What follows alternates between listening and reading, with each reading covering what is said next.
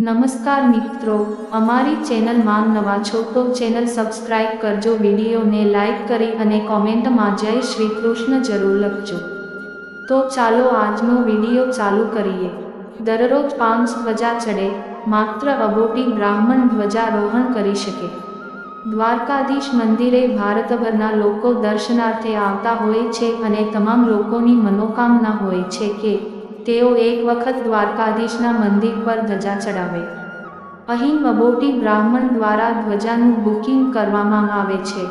ધજાનું booking કરનાર અગ્રણી જણાવી રહ્યા છે કે દ્વારકાધીશની મંગળા આરતી સવારે 7:30 વાગે, શૃંગાર આરતી સવારે 10:30 વાગે, ત્યારબાદ સવારે 11:30 વાગે તથા સાંજની આરતી સવારે 7:45 વાગે થાય છે।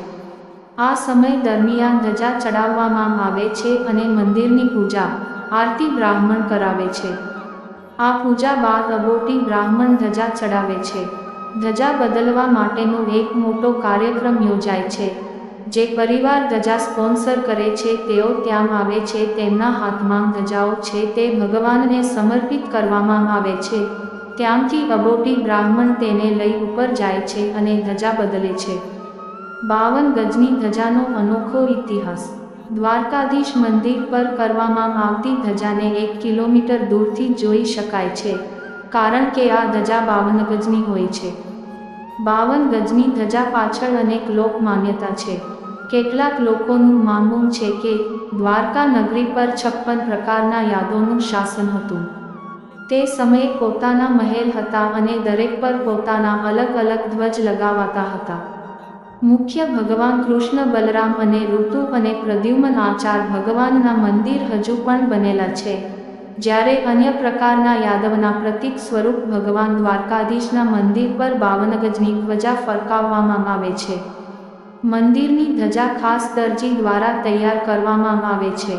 બીજી એક એવી માન્યતા છે કે 12 રાશિ, 27 નક્ષત્ર, 10 દિશા, સૂર્ય, ચંદ્ર અને શ્રી દ્વારકાધીશ સહિત 52 થાય છે। ત્રીજી માન્યતા પ્રમાણે દ્વારકામાં એક સમયે 52 દ્વાર હતા, તે પણ પ્રતીક છે।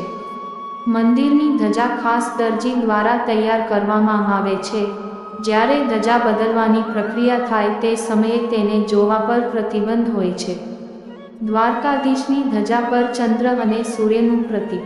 દ્વારકાધીશ મંદિરની ઉપર ફરકાવવામાં આવેલી ધજામાં સૂર્ય અને ચંદ્રનું પ્રતીક છે। માન્યતા છે કે જ્યાં સુધી સૂર્ય અને ચંદ્ર રહેશે ત્યાં સુધી દ્વારકાધીશનું નામ રહેશે। દ્વારકાધીશ હિન્દુઓના મુખ્ય ધાર્મિક સ્થળો પૈકી એક છે। દ્વારકા હિન્દુ ધર્મના 4 ધામની તીર્થયાત્રા પૈકી એક છે। હજારો વર્ષ અગાઉ દ્વાપરયુગમાં ભગવાન કૃષ્ણની રાજધાની હતી। આ મંદિરમાં ધજા પૂજનનું વિશેષ મહત્વ છે। ધજાની વિશેષતા એ છે કે હવાની દિશા કોઈ પણ હોય, ધજા હંમેશા પશ્ચિમથી પૂર્વ તરફ લહેરાય છે।